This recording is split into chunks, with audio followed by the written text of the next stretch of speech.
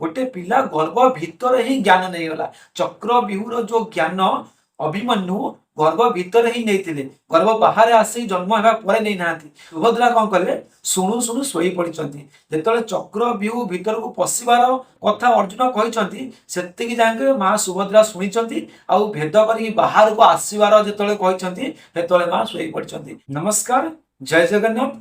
देखो काली मु आपन जो गीतार श्लोक शुणई तो तार व्याख्या मुझे आउ किछि व्याख्या रही जाए अधूरा। आम पढ़ा आज पुरोजित आ कुंती भोज किए, पुरोजित किए आ कुंती भोज किए, ता सहित अभिमन्यु विषय पढ़ा अभिमन्यु किए। तो पढ़िया पूर्व मुझे गुरुदेव को वंदना कर दूची, तापर आरंभ करवा। आपण शुणुता गीता ज्ञान आज हूँ चतुर्थ दिन। चतुर्थ दिन में आम पढ़ा गीता ज्ञान उपदेश। आसतु। गुरु ब्रह्मा गुरु विष्णु गुरुदेव महेश्वर गुरु साक्षात परब्रह्म तस्मै श्री गुरवे नमः। देखो एबे आमे करबा आरंभ करबा। कौन देखछि ना पुरोजित और कुंती भोज दुहे कुंतींकर भाई।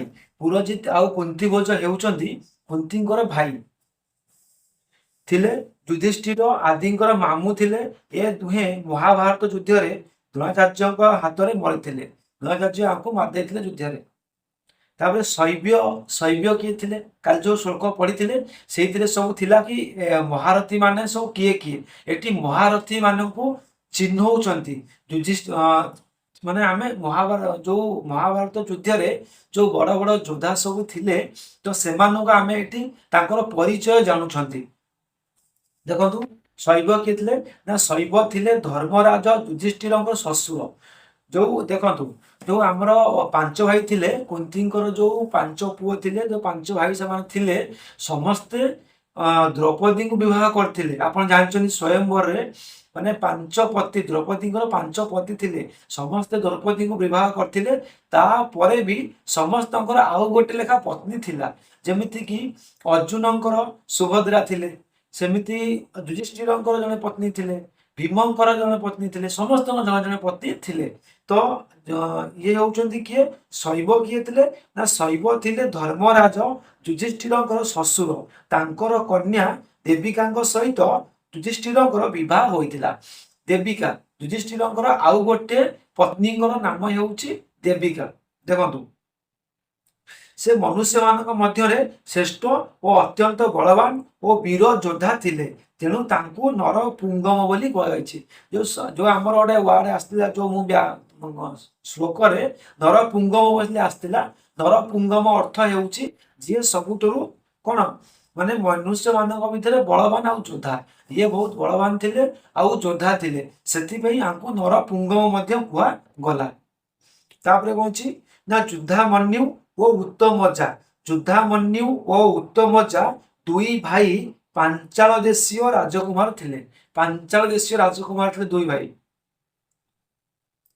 सेमानंकु प्रथमे अर्जुन रथर पहिरक्षा करिवार नियुक्ति करा जाउतला। आउ से दुहे बड़ पराक्रमी और बलवान वीर थिले।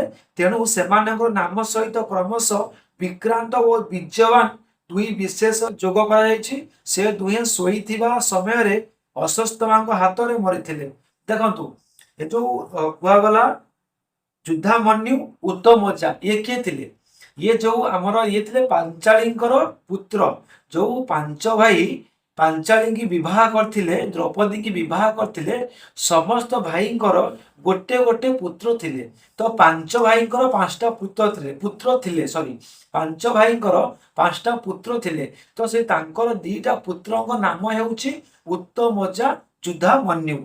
युद्धामन्यु उत्तमजा से माने सोईथिबा समय रे शिविर रे तांकु अशस्तमा आसिकी मार देइथिला। तो से माने पही रक्षा करिया दायित्व थिले। पही अर्थ होछि जेतले युद्ध हुए रथ को रक्षा करिया पई, कारण से माने रथ को मते टार्गेट करंती। तो रथ को रक्षा करिया पई किछि सैन्य नियुक्त होइथांती। आ ये दी जण बहुत बलवान, तांकर निज पुत्र थिले, बहुत योद्धा भल योद्धा थिले आ बलवान थिले। सेति पई एई दी जण पहिया रक्षा करिया निकट रे पहिया रक्षा नियुक्त थे रथर जो चक्का रथर चक्का जदि भांगीଯିव रथर चक्का को जब से भांगीदेवे रथ आगू जापरनि युद्ध केमी हम तो से रथ को रक्षा करने किसी सैन्य नियुक्त होते महाभारत में देखु तापर कौन देखिए प्रश्न अभिमन्यु किए एटी बढ़िया क्वेश्चन आसला अभिमन्यु किए मुझे आपण को अभिमन्यु विषय में कहबी आपण मैंने ध्यान रे सुनतु बहुत बढ़िया विषय अभिमन्यु बहुत बड़ योद्धा थे अभिमन्यु किए थे अभिमन्यु होउचंती अर्जुन पुत्र अर्जुन माँ सुभद्रा पुत्र होउचंती अभिमन्यु जे कि जहाँकर मामू होउचंती भगवान नारायण भगवान श्रीकृष्ण आ से केते बड़ योद्धा आपण तो जानते एकाटिया पशिगले चक्रव्यूह को लक्ष लक्ष सैन्य को एकाटिया मारदेले आउ चक्रव्यूह आसी पारे समस्ते मिसिकी घेरिकी मारिदेले आउ से विषय देखु से आमको शिक्षा दियंती मु तो अभिमन्यु ठार गोटे शिक्षा निए आपण मैंने कौन शिक्षा नौ मु जानी अभिमन्यु ठार गोटे शिक्षा निए जदि आम मरिबा सिंह भलिया मरिया हसी हसी मरिबा केबे का सामना रे मुंड नुआई केबे भी भिक मागिकी आम जीवार किसी अर्थ ना से कहते कि तू माग बंचार भिक माग किए कहते दुर्योधन कहला अरे तू बंचा तो प्रयास कर दुर्योधन तो कहला अरे आम तो एत मारुचु तू टे जंत्रणा भी भोगुनु कष्ट भी तो लगुनि तू हसुचु तू खुशी खुशी मरुचु से अभिमन्यु कहते मु मरबी तो खुशी खुशी मरबी हसी हसी मरबी केबे दुख करिकी मरबिनी तो अभिमन्यु आमको यही शिक्षा देउछंती आम जीवन युद्ध रे लड़िया शिखिबा किबा हारिबा शिखिबानी पछे आमर मृत्यु हो जाऊ किंतु आमे लड़िबा केबे कहा सामने हारिबानी बहुत बढ़िया विषय अच्छी एबे मु अभिमन्यु कथा आपन सामने रखुची आपण माने ध्यान रे अभिमन्यु कथा सुनतु आसतु ना अर्जुन भगवान श्रीकृष्ण भौणी सुभद्रा को विवाह करथिले तांकर गर्भरु अभिमन्यु जन्म होइथिले मत्स्य देश राजा विराटंकर कन्या पुत्रांक सहित अभिमन्युंकर विवाह होइथिला से निजर पिता अर्जुन और प्रद्युम्न ठारू युद्ध विद्या शिक्षा करते से असाधारण वीर थे महाभारत युद्ध में द्रोणाचार्य दिने एपरी चक्रव्यूह रचना कले जे पांडव पक्षर युधिष्ठिर भीम नकुल सहदेव विराट द्रुपद दुष्टद्युम्न आदि कौन वीर से भितर पशि पारे ना जयदत्त समस्त को परास्त करते से दिन अर्जुन अन्य आड़े युद्ध लगी वीर युवक अभिमन्यु एकाकी उक्त व्यूह भेद कर भितर पशि गले देखु ये आउ गोटे कथा कहुई जितेबाला माँ सुभद्रा गर्भवती थिले सेतेबाला अर्जुन कौन करते चक्रव्यूह विषय बुझुले सैन्य मान बुझाऊे जो जो सैन्य मान थे से चक्रव्यूह विषय अर्जुन बुझाऊे केमती चक्रव्यूह भितर को पशिबा केमी आम मारिबा आउ गोटे कथा चक्रव्यूह भितर को पशिबार आउ बाहर एकमात्र तार टेक्निक जानते अर्जुन अर्जुन को ही चक्रव्यूह भेद कर जना कला आउ चक्रव्यूह को भेद करने कला कहीं जानी नथिले जितेबाला चक्रव्यूह रचना करते अर्जुन से माँ सुभद्रा कहले ये कौन करुच तो अर्जुन कहले ये हूँ चक्रव्यूह ना चक्रव्यूह अर्थ कौन मत बुझाओ ना चक्रव्यूह अर्थ हूँ तो सेना मान को एमती भाव में सजेक रखामती सिस्टमेटिक वे रे रखा माने जगा दि तो भीतर को शत्रु सेना पशि पारे ना आ शत्रु पशिले माने से चक्रव्यूह बुली बुलिकी से मर बाहर को बाहरी पारनी तो चक्रव्यूह एथपाई करा जाए कि जो शत्रु सेना मान को अति सहज परास्त करने किंतु से चक्रव्यूह को भेद करवा जानी अर्जुन अर्जुन केवल चक्रव्यूह को ही भेद करें जितेबाला द्रुपद जो द्रुपदर युद्ध अर्जुन जाते चक्रव्यूह को एका भेद करते अर्जुन आ समस्त सैन्य को परास्त करके द्रुपद को बांधी आनी तो से जो चक्रव्यूह भेद सिस्टमटा केवल अर्जुन जानी किंतु ये अभिमन्यु केमी जानले एटी प्रश्न आसो अभिमन्यु केमी जानले जितेबाला माँ सुभद्रा गर्भवती थिले तो सही समय अर्जुन चक्रव्यूह दृश्य सैन्य मान को देखते आउ सुभद्रा कहते तो ये चक्रव्यूह विषय में मत बुझे कह केमी चक्रव्यूह भितर आम पशिबा केमी सैन्य मान को मारिबा आ केमी बाहर से समय अर्जुन कौन करते माँ सुभद्रा को ଚକ୍ରବ୍ୟୂହ ବିଷୟରେ ବୁଝେଇଲେ। ଯେତେବେଳେ ବୁଝେଇଛନ୍ତି ଚକ୍ରବ୍ୟୂହ ଭିତରକୁ ଯିବାର କଥା ତ ବୁଝେଇ ଦେଲେ, ଚକ୍ରବ୍ୟୂହ ଭିତରକୁ କେମିତି ପ୍ରବେଶ କରିବ ସେ କଥା ତ କହିଦେଲେ। ଆଉ ସେ କଥା କହିବା ସମୟରେ ତାଙ୍କ ଗର୍ଭରେ ଥିବା ଅଭିମନ୍ୟୁ ସବୁ ଶୁଣୁଥିଲା। ମାନେ ଭାବନ୍ତୁ, ଗୋଟେ ପିଲା ଗର୍ଭ ଭିତରେ ହିଁ ଜ୍ଞାନ ନେଇଗଲା। ଚକ୍ରବ୍ୟୂହର ଯୋଉ ଜ୍ଞାନ ଅଭିମନ୍ୟୁ ଗର୍ଭ ଭିତରେ ହିଁ ନେଇଥିଲେ, ଗର୍ଭ ବାହାରେ ଆସି ଜନ୍ମ ହେବା ପରେ ନେଇନାହାନ୍ତି। ତ ମା ସୁଭଦ୍ରା କଣ କଲେ, ଶୁଣୁ ଶୁଣୁ ଶୋଇ ପଡିଛନ୍ତି। ଯେତେବେଳେ ଚକ୍ରବ୍ୟୂହ ଭିତରକୁ ପଶିବାର କଥା ଅର୍ଜୁନ କହିଛନ୍ତି ସେତିକି ଯାଏଁ ମା ସୁଭଦ୍ରା ଶୁଣିଛନ୍ତି। ଆଉ ଭେଦ କରିକି ବାହାରକୁ ଆସିବାର ଯେତେବେଳେ କହିଛନ୍ତି ସେତେବେଳେ ମା ଶୋଇ ପଡିଛନ୍ତି, ଆଉ ମା ଶୁଣି ପାରୁନାହାନ୍ତି। ସେଇ ସମୟରେ ଅର୍ଜୁନ ଦେଖିଲେ ମା ତ ଶୋଇ ପଡିଲେଣି, ସେଇଠି କଥା ବନ୍ଦ କରିଦେଇଛନ୍ତି। କିନ୍ତୁ ଯେତେବେଳେ ଅଭିମନ୍ୟୁ ଗର୍ଭ ଭିତରେ ଥିଲା ଚକ୍ରବ୍ୟୂହକୁ ଭେଦ କରିବାର କଳା ଶିଖିଗଲା, କିନ୍ତୁ ଆସିବାର କଳା ଆଉ ଶିଖି ପାରିଲା ନାହିଁ। ତ ଯେତେବେଳେ ଯୁଦ୍ଧ ହେଲା, ଯେତେବେଳେ ଜୟଦ୍ରଥ କିଏ ଥିଲେ ନା ଜୟଦ୍ରଥ ଥିଲେ ତାଙ୍କର ଭିଣୋଇ। ଭିଣୋଇ ଅର୍ଥ ହଉଛି ଆମର ଯୋଉ 100 ଭାଇ ଥିଲେ ତାଙ୍କର ଯୋଉ ଜଣେ ଭଉଣୀ ଥିଲେ। କୌରବ ମାନଙ୍କ ଯୋଉ 100 ଭାଇ ଥିଲେ ଆମର ସରି କିଏ ଦୁର୍ଯ୍ୟୋଧନର ଭଉଣୀ ଥିଲେ, ତାଙ୍କର ଭିଣେଇ ଥିଲେ କିଏ ଆମର ଜୟଦ୍ରଥ।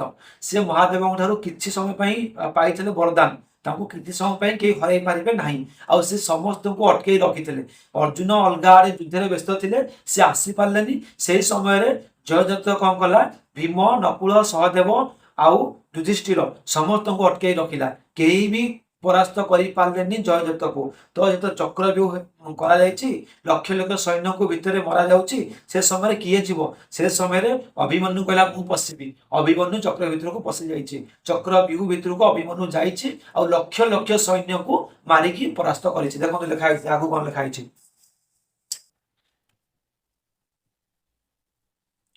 ଚକ୍ରବ୍ୟୂହ ଭେଦ କରିକି ଭିତରକୁ ପଶିଗଲେ ଏବଂ ଅସଂଖ୍ୟ ବୀରଙ୍କୁ ସଂହାର କରି ନିଜର ଅସାଧାରଣ ବୀରତ୍ୱ ପରିଚୟ ଦେଲେ। କିନ୍ତୁ ସେ ଏକାକୀ ଥିବା ଅବସ୍ଥାରେ ତାଙ୍କୁ ଦ୍ରୋଣାଚାର୍ଯ୍ୟ, କୃପାଚାର୍ଯ୍ୟ, କର୍ଣ୍ଣ, ଅଶ୍ୱତ୍ଥାମା, ବୃହଦ୍ବଳ ଓ କୃତବର୍ମା ଏହି 6 ମହାରଥୀ ମିଶିକି ଅନ୍ୟାୟପୂର୍ବକ ଘେରିଗଲେ। ଏପରି ଅବସ୍ଥାରେ ମଧ୍ୟ ସେ ଏକାକୀ ଅନେକ ବୀରଙ୍କୁ ସଂହାର କଲେ। ଶେଷରେ ଦୁଶାସନଙ୍କ ପୁତ୍ର ତାଙ୍କ ମୁଣ୍ଡ ଉପରେ ଦୀର୍ଘାତ ଗଦା ପ୍ରହାର କଲା, ସେଥିରେ ତାଙ୍କର ମୃତ୍ୟୁ ହୋଇଗଲା। ରାଜା ପରିଗିତ ତାଙ୍କର ପୁତ୍ର ଥିଲେ।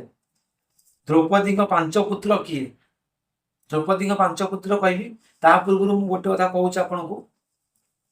ଯୋଉ ଆପଣ ମହାଭାରତ ସିରିଏଲ ଆପଣ ସମସ୍ତେ ଟିଭିରେ ଦେଖିଛନ୍ତି, ମହାଭାରତ ସିରିଏଲ ଦେଖଉଛି ତ କର୍ଣ୍ଣ ମାରିଦଉଛି କାହାକୁ? ଅଭିମନ୍ୟୁକୁ।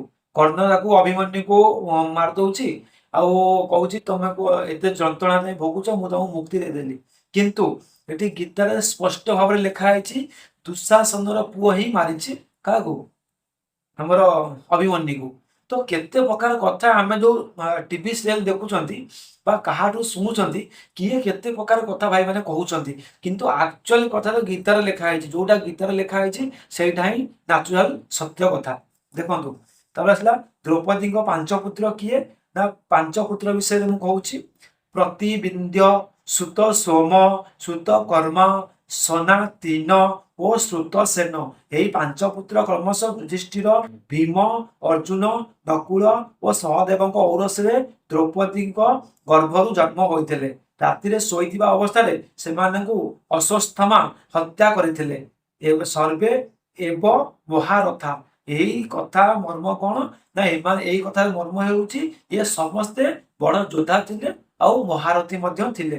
ପ୍ରଶ୍ନ ଆସେ ସର୍ବେ ଏବଂ ମହାରଥା ଏଇ କଥାର ମର୍ମ କଣ? ଉତ୍ତର ହଉଛି ଶାସ୍ତ୍ର ଓ ଶସ୍ତ୍ର ବିଦ୍ୟାରେ ଅତ୍ୟନ୍ତ ନିପୁଣ ଅସାଧାରଣ ବୀରଙ୍କୁ ମହାରଥୀ କହନ୍ତି। ସେ ଏକାକୀ 10,000 ଧନୁଧାରୀ ଯୋଦ୍ଧାଙ୍କୁ ସଞ୍ଚାଳନ କରନ୍ତି। 1 ସହସ୍ରାଣୀ ଯୋଧୟେତ୍ ଯସ୍ତୁ ଧ୍ୱନିନାମ ଶସ୍ତ୍ର ଶାସ୍ତ୍ର ପ୍ରବୀଣଶ୍ଚ ମହାରଥ ଇତି ସୁତଃ। ଦୁର୍ଯ୍ୟୋଧନ ଯେଉଁ ଯୋଦ୍ଧାମାନଙ୍କ ନାମ ଦେଇଛନ୍ତି ସେମାନେ ସମସ୍ତେ ମହାରଥୀ ବୋଲି ଏଠାରେ କୁହାଯାଇଛି। ମହାଭାରତ ଉଦ୍ୟୋଗ ପର୍ବର 196ରୁ 172 ଶ୍ଲୋକ ପର୍ଯ୍ୟନ୍ତ ପ୍ରାୟ ଏହି ସମସ୍ତ ବୀରଙ୍କର ପରାକ୍ରମ ପୃଥକ ପୃଥକ ଭାବରେ ବିଶେଷ ରୂପେ ବର୍ଣ୍ଣନା କରାଯାଇଛି। ସେଠାରେ ସେମାନଙ୍କୁ ଅତିରଥୀ ଓ ମହାରଥୀ ବୋଲି କୁହାଯାଇଛି। ସେମାନଙ୍କ ଛଡା ପାଣ୍ଡବ ସେନା ମଧ୍ୟରେ ଆହୁରି ଅନେକ ମହାରଥୀ ଥିଲେ, ସେମାନଙ୍କ ନାମ ମଧ୍ୟ ସେଠାରେ ଦିଆଯାଇଛି। ସର୍ବେ ପଦ ଦ୍ୱାରା ଦୁର୍ଯ୍ୟୋଧନ ସେହି ସମସ୍ତଙ୍କୁ ବୁଝାଇ ଦେଇଛନ୍ତି। ଦେଖନ୍ତୁ ये जो योद्धा मान सब अच्छा एମାନଙ୍କ कथा महाभारत युद्ध में आहुरी विस्तार भाव कहुई। तो आम जब महाभारत कथा आलोचना करवा सेतबले एମାନଙ୍କ कथा आहुरी भलसे पढ़ा।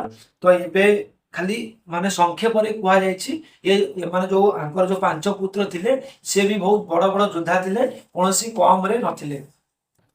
देखो एमती भाव में गीतार बहुत बढ़िया जिन सब लिखाई महाभारत विषय आप जानवे आउ निजर जीवन शैली बंचा विषय जानवे। तो गीता सबुदिन पढ़तु मु समस्त आपण मानू समस्त कहूँ समस्ते गीता पढ़तु, गीतार महात्म्य जानतु, गीता विषय तर्जमा करतु। आउ जदि मोर ए आज जो विषय वस्तु अच्छी किसी जदि भूल लगी आपन को तो क्षमा करते आ कमेंट करेंगे। तो आज आम ये गीता ज्ञान को रखा पुणी आरंभ करवा काली की आउ एक नुआ श्लोक। आज किसी श्लोक तो मुझे पढ़ी ना, खाली जो श्लोक मुझे पढ़ी तार व्याख्या किसी रही जाता अधूरा से आपन को कहली अभिमन्यु विषय कहली। तो काली की आम नुआ श्लोक पढ़ा, काली कौन अच्छी देखा नुआ श्लोक नुआ व्याख्या से पर्यंत अपेक्षा करूँ। रही जय जगन्नाथ।